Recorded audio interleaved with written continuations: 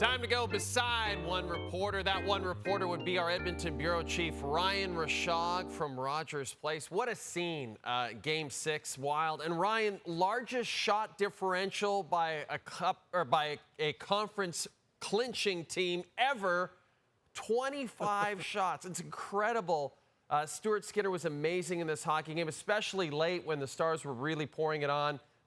What can you say about his performance in Game 6?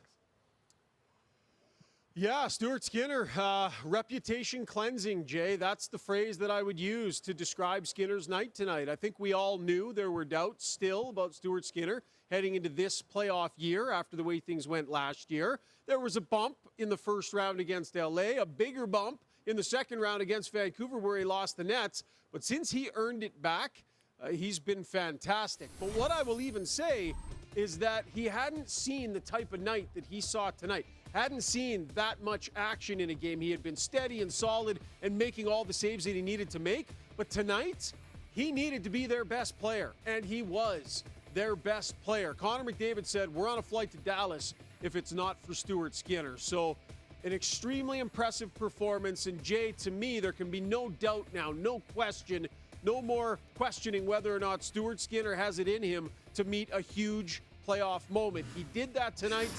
And as I said, it feels like a reputation cleanser for Skinner. His teammates will tell you they've known that about him all along. He showed everybody in the hockey world tonight he can handle this type of stage. You mentioned Connor McDavid, humble about his team's performance in front of their goaltender, and yet he scored maybe one of the best goals he's ever scored and totally lit the building up. It's amazing for him, to say that about his own performance, considering how great that goal was.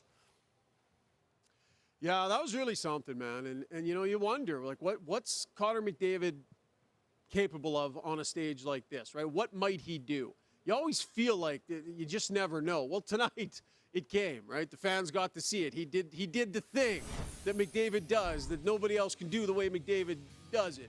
And this was the thing, just an unbelievable goal, an incredible toe drag, and backhand shelf. It was just such a, McDavid-esque moment. And it absolutely lit this building on fire. It was nuts in here.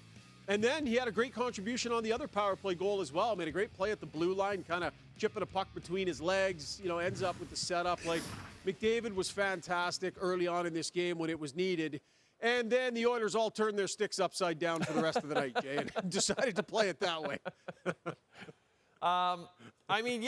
They held on, they won it. And when you think about the way this season started, Ryan, you've been covering the team all year. It's been like an emotional roller coaster for you guys. Such a down start to the season. Woodcroft gets fired. And yet, in Game 4, they're down 2-0 in Game 4. They come back, they win that game. It felt like a turning point in this series. How much confidence does this team have going into Florida in the Cup Final? Yeah, it has been an emotional roller coaster for the fans, not for me. You know me, Jay. I'm always super even keeled, man. It doesn't matter to me, right? But I've watched my family, I've watched my friends, my kids. They've all been on the roller coaster. Then you go back to when they basically weren't a playoff team before Christmas. Looked like the year was crazy. So yeah, there have been a lot of bumps, and with those bumps come scars and come lessons for this team. And they took those lessons and they applied them in this year's playoffs, right? You talk about that moment down 2-0 in that game. Faced going down 3-1 in the series. Talk about a team steeling itself, recognizing the moment, and coming up massive. And really, they never looked back in this series. The next few games, they were absolutely dominant for stretches and just played some of their best hockey. Their last game, Game 5, was arguably their best game of the entire year. And to do that tells you they've learned lessons the hard way, and they can summon a high-quality performance when they need it. Jay, this team's supposed to be all about the power play and offense and high-octane this and that. They're a fantastic defensive team when they stick to their system and when they play well. Oh, and by the way, their special teams, Jay, perfect in 2 of the 3 series, their penalty kill. Didn't allow a goal against the Kings, didn't allow a goal here against Dallas. They were still excellent against Vancouver.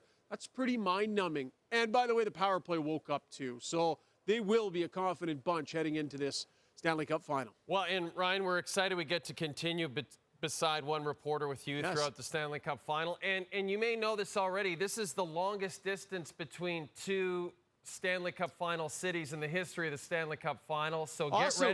Get ready to add to those air miles, buddy.